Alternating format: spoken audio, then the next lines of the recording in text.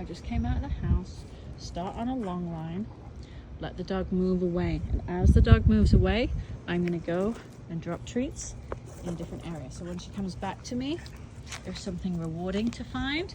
And then while she's doing that, I move away, go drop treats in a different area.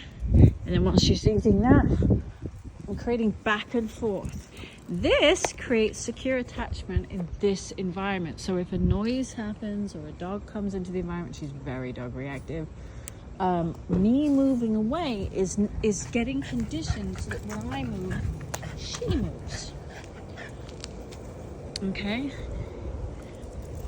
And there, she's going to check she went to check someone out, but as I moved away, it drew her back to me. She had no real reason to keep going. Now, if that was a dog instantly right now, it wouldn't work, but we're building this up until it's conditioned to keep your eyes on me, because if I move, and see, the beauty of the long line is it creates that umbilical cord effect where she wants to come find me. And this is how you build up secure attachment in square one. You find something you can use as a snuffle mat to put treats and sniffs in, so the dog's got something to do in the environment, or you play in the environment, dig, make a fun area, put tuna around, hide stuff. And we're building up so that just this square, we're exercising. We're not going straight, because every time you go straight, the dog's having to process each chunk of the environment.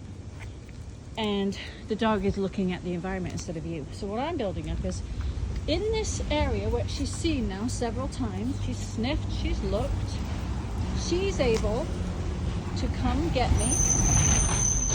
See, there was a big noise, and if that was your dog scared of noises, I could go back inside and show the dog we can escape and we can regulate. We don't need to be flooded. We don't need to keep going. And I'm creating sniffing here because I want this to be the most sniffed in place, because that's going to make it feel the most secure. She can smell her way back here. She knows this is the place we had more fun. It's a memory of good times. And then as I move away, I'm not calling her, I'm not pulling the leash.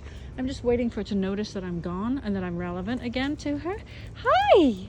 And then I pay that. I pay coming to me. So it pays to come and get me.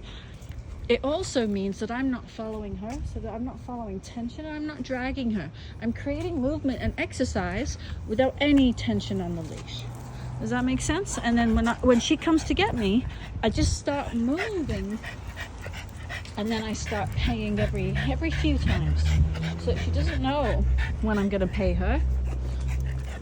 But it could happen, and regardless, space, feeling free, not having tension, and running to get me, they're all rewarding all by themselves. Movement is rewarding to dogs that feel secure, but if the dog isn't coming to get you and wants to move, I don't want to keep going, I don't want to keep moving, I want to go back and forth to build up familiarity in this area and confidence in our connection.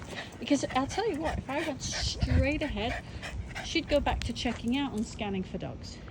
And now she's not thinking about scanning for dogs. And if we do happen to see a dog, which I hope we do for the purposes of this video and for training her. Oh, sorry. Come here, Winnie. Winnie, come say. If we see one, I'll do the exact same thing. I'll turn and leave. And I'll run away. And she has a choice to make whether she'll do that. Yay! But I'm going to pay big for recalls. And obviously, I don't have to give her this whole leash.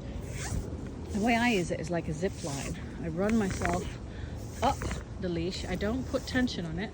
I keep a little bit on the ground, and I just set the amount that's safe, because here's a corner. I wouldn't want her running around that corner by herself. Yeah! But there we go, back and forth again. We don't do any blind corners. We don't go straight and straight and straight. We do back and forth until it feels and looks like this.